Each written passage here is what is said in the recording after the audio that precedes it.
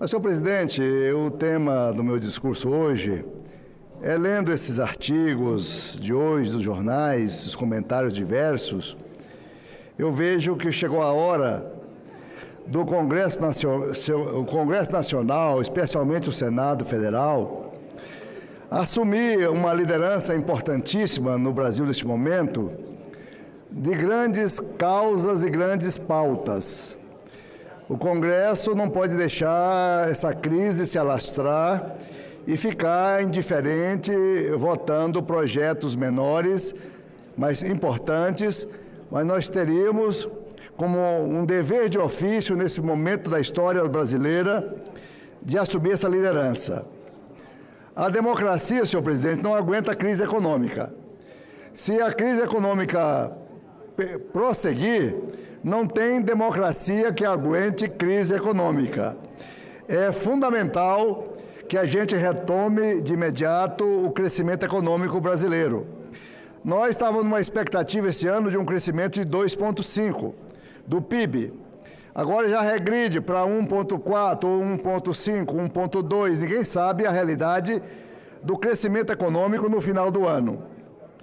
E o capitalismo, senhor presidente, ele é um modelo irreversível e vai levando no peito o mundo dos interesses. E ele não é ruim por si só, mas estabelece regras e conflitos muito importantes com a democracia. Ontem, senhor presidente, senhores e senhoras senadoras, o ministro Paulo Guedes declarou na imprensa e de viva voz, em alta voz e bom tom, que o país está quebrado, que o país tem um déficit fiscal sem precedentes, que o Brasil precisa retomar o crescimento e corrigir o seu déficit. Ele falou claramente. Então, se o ministro Paulo Guedes fala ostensivamente que o país está quebrado, nós temos que ficar bem preocupados, porque tem vários estados brasileiros que já declararam falência fiscal.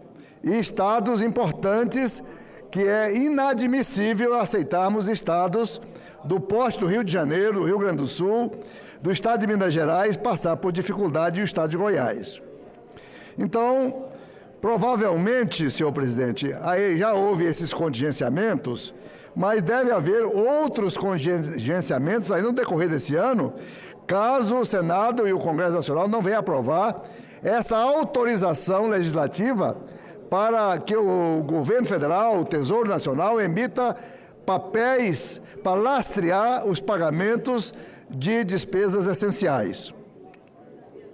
Então, nós estamos aqui agora, neste momento da encruzilhada da história do Brasil, numa situação muito importante, que nós teremos que ter aqui senadores que nos liderem. Na época da transição da ditadura militar para a redemocratização e a Constituição de 1988, nós tivemos a grande figura de Ulisses Guimarães. Ulisses conseguiu liderar o movimento, liderar a implantação da nova Constituição de 88. E agora nós teremos que o Congresso Nacional, senhores senadores e senadoras, buscarmos os temas importantes. Um deles, lá na Câmara, está discutindo reforma da Previdência. Por que o Senado não discute aqui a reforma tributária, outros temas importantes, a reforma política, outros assuntos essenciais ao Brasil, como a preparação do Brasil, das empresas para o mercado, a livre iniciativa, o exercício desburocratizado das empresas brasileiras? Aí, senhor presidente, a gente fica assim, às vezes até evitando audiências. E aos ministérios hoje, é mais ouvir assim encoste tua cabecinha no meu ombro e chore. Então, não compensa muito nem as audiências dos ministérios. Não é para levar qualquer tipo de expectativa para os nossos estados. Aí o senhor presidente usa muito uma expressão muito inadequada, não tem nada a ver com o modo do presidente se expressar. Mas é de uma infelicidade muito grande falar em velha política e nova política. A velha política é a política do dá lá, do toma lá, dá cá. E a nova política é a política daí ignorar o Congresso Nacional, ignorar a formação de uma base política. Ali fica naquela discussão. Como é que o presidente, ele fala assim, eu não sei como é que eu formo uma base política. Como é que eu formo uma base política? Não é? Essa base política é a necessidade efetiva do presidente ter condição de governar, de realizar as suas emendas, os seus projetos, as suas medidas provisórias, de serem aprovadas aqui. Os senadores e os deputados, ninguém quer nada hoje. Foi muito bem renovado o Congresso Nacional. A gente não precisa de favores.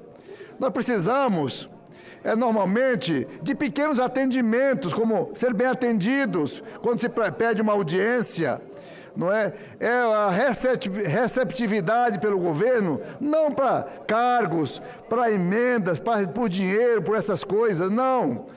Normalmente, é a importância dos partidos, é a importância do partido poder dialogar com o presidente para colocar a sua base, os seus parlamentares à disposição do governo ou contra o governo. Então, senhores parlamentares, eu até estava conversando com a senadora Maílza aqui, a título de uma referência simples, né? O senador Stevenson hoje aprovou o projeto que ele retomou, cheio de emendas, ricas emendas. O projeto foi aprovado na Câmara, veio para cá, o projeto de antidrogas, e o Stevenson foi lá, puxou com o girão, eliminou todas as emendas, aprovou nas comissões e trouxe para o plenário e foi aprovado por aclamação. Mas o que o Stevenson faz para ter um menino novo, um senador novo, um capitão da Polícia Militar? Ele é agradável, ele circula, o Stevenson circula de mesa em mesa, de bancada em bancada, conversando com os senadores. Ele, além do mais, distribui chocolate. Ele distribui chocolate, passa ali, dá um chocolate para o Paim, passa aqui, deixou agora meio com a Maílza um chocolate. Ele, quem é que vai votar contra o Stevenson? Ele é um distribuidor de simpatias, um distribuidor de chocolates. Pois é. Então você veja como é que a gente passa a gostar de uma pessoa pela sua generosidade, pela sua uma maneira afável, como ele trata as pessoas, não é? Então, senhoras e senhores parlamentares, o que eu venho aqui, senadora Anastasia, eu tenho Vossa Excelência como um grande senador, de alta estirpe, como tantos outros, é assumir, senador, uma posição de liderança grandiosa. Termina aqui o Congresso Nacional, hoje, no presidencialismo, mas é um presidencialismo parlamentarista. Tudo passa pelo Congresso, o presidente pode assinar uma medida provisória, mas quem decide é a gente. Então, é um parlamentarismo, mas precisa que o Senado, em especial, pela sua maturidade, pela experiência dos seus pares, possa assumir essa liderança grandiosa e carregar temas importantes e relevantes para o país. O país está em crise, gente. O país está em dificuldade. A gente precisa crescer. A gente precisa trazer para cá um debate forte, não é? Das causas nacionais. Muito importante, não deixar o varejo, esses projetos comuns, a gente vota tudo, vota rápido, mas as grandes debates, encher a Câmara, encher os corredores. Eu fui lá na Câmara, passar pelos corredores da Câmara, fui lá na área das comissões, foi uma dificuldade para eu chegar lá no Nexo 3. Eu falei, essa Câmara está parecendo a 25 de março. Era gente demais para lá para cá, só faltou aqueles pacotes de presente na cabeça, mas é igual a 25 de março. E o Senado tranquilo, o Senado pacífico, parece que nós estamos nadando aqui no paraíso, parece que aqui é o céu de brigadeiro. Então nós precisamos normalmente de um movimento. Só para concluir, nós temos que ir fechando as crises. É crise de todo lado, é crise prisional, é crise da educação, é crise na saúde, é crise fiscal. Então nós temos que ir trabalhando crise a crise, uma a uma, para poder encaminhar o nosso país. Muito obrigado, senhor presidente.